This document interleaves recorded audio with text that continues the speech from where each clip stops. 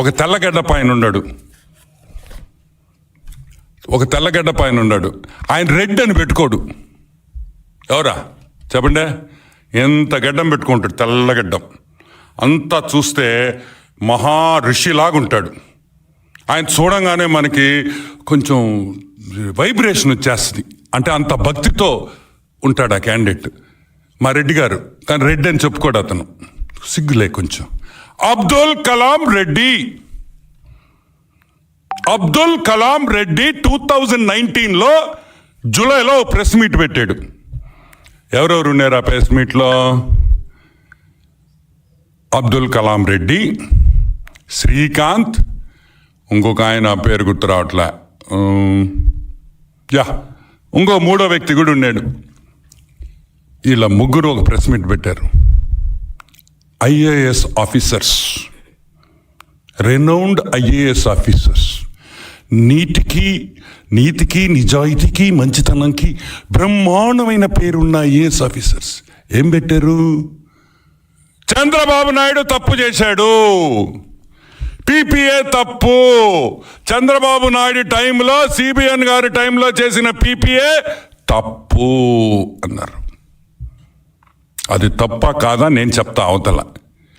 ఈరోజు ఆ ముగ్గురు పెద్ద మనుషులను అడుగుతున్నా, రండి, అబ్దుల్ కలాం రెడ్డి రా, మా ఆఫీస్లోనే కూర్చో, ఈడే ప్రెస్ మీట్ పెట్టు, క్షమాపణ కోరు నాయనా, క్షమాపణ కోరు చంద్రబాబు నాయుడికి.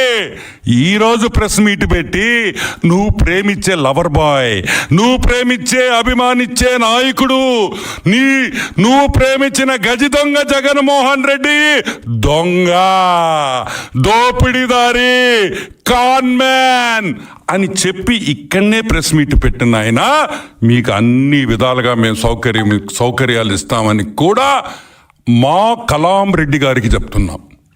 సిగ్గు ఉండాలి. ఒక ప్రెస్ మీట్ పెట్టేటప్పుడు ఒక గవర్నమెంట్ అఫీషియల్గా ఉంది, ఒక ఐఏఎస్ ఆఫీసర్గా ఉండి చంద్రబాబు నాయుడిని, సిబిఎన్ గారిని పేరు పెట్టి చెప్తావా?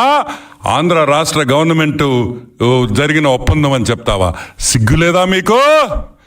సిగ్గులేదా? ఇప్పుడు ఏం చెప్తారు?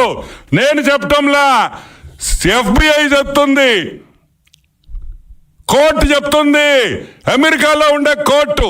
ఇంకొక విషయం కూడా చెప్తున్నా కలాం రెడ్డి, జగన్మోహన్ రెడ్డి, నీకు కూడా నువ్వు అనుకుంటున్నావేమో ఇక్కడ సిబిఐ కేసులు జరిగినట్టు, ఈడీ కేసులు జరిగినట్టు 14 సంవత్సరాల నుంచి 28 సంవత్సరాల వరకు నడిపిస్తానని.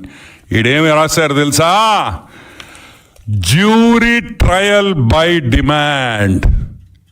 జ్యూరీ ట్రయల్ బై డిమాండ్ అంటే ఏందో తెలుసా? అది ఎక్స్ప్లెయిన్ చేస్తా. చాలా ఇంట్రెస్టింగ్ సబ్జెక్ట్. జ్యూరీ అంటే మన ఇండియన్ కోర్ట్స్లో జడ్జి ఉంటారు, జడ్జి గారే జడ్జిమెంట్ ఇచ్చేస్తాడు. అమెరికాలో అట్ట ఉండదు, ఒక జ్యూరీ ఉంటుంది. ప్రజల్లో నుంచి ఒక 20-30 మందిని ఎంచుకొని ఆ 20-30 మంది అంటే ఆ జ్యూరీ వాళ్ళు చెప్తారు ఇతను తప్పుడు చేశాడా లేదా అని. కాబట్టి తప్పించుకోలేవు అని కూడా నేను మనవి చేస్తా ఉన్నా. This is a trial by the jury.